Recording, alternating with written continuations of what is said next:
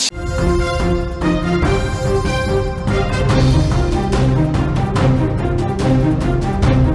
నెల్లూరు నగరంలో జంట హత్యలు కలకలం రేపాయి. రంగనాయకులపేట తిక్కన్న పార్క్ ప్రాంతంలో సమీపంలో గుర్తు తెలియనటువంటి ఇద్దరు యువకులు ఘోరంగా హత్యకు గురయ్యారు.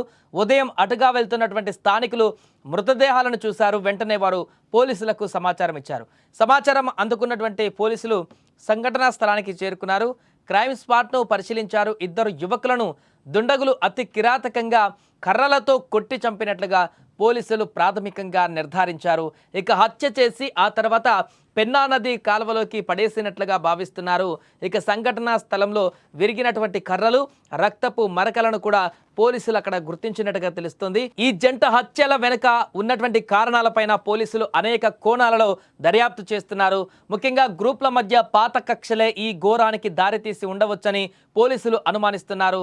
ఇక మరొక వైపు మద్యం లేదా గంజాయి సేవించేటువంటి గ్యాంగుల మధ్య జరిగిన ఘర్షణ కారణంగా ఈ హత్యలు జరిగి ఉండవచ్చని కూడా పోలీసులు అనుమానిస్తున్నారు. ఇక పోలీసులు ఈ కేసును ఛేదించేందుకు దర్యాప్తును మరింత వేగవంతం చేశారు. ఇప్పటికే కేసు నమోదు చేసి విచారణ కూడా ప్రారంభించారు. క్లూస్ టీంతో పాటుగా జాగిలాలను కూడా రంగంలోకి దించినటువంటి పోలీసులు ఆ ప్రాంత పరిసరాలలో క్షుణ్ణంగా పరిశీలిస్తున్నారు.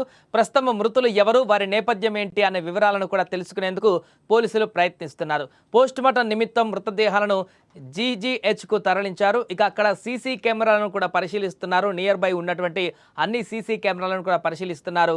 ఎవరు ఆ సమయంలో అటువైపుగా వచ్చారు, వారితో పాటు ఇంకెంతమంది వచ్చారు, ఎవరు లేకుంటే చంపి ఇక్కడికి తీసుకువచ్చారా, లేకుంటే ఇక్కడే చంపేసి పడేశారా, ఇలా అన్ని కోణాలకు కూడా పోలీసులు దర్యాప్తు అయితే చేస్తున్నారు. ప్రస్తుతానికి ఇక్కడ జరిగినటువంటి జంట హత్యల కేసు అయితే స్థానికులని ఒక్కసారిగా భయభ్రాంతులకు గురి చేసింది. వరుసగా జరుగుతున్నటువంటి ఇలాంటి క్రైమ్ సీన్స్ అక్కడ ఉన్నటువంటి ప్రజలను కూడా తీవ్ర ఆందోళనకి గురి చేస్తున్నాయి.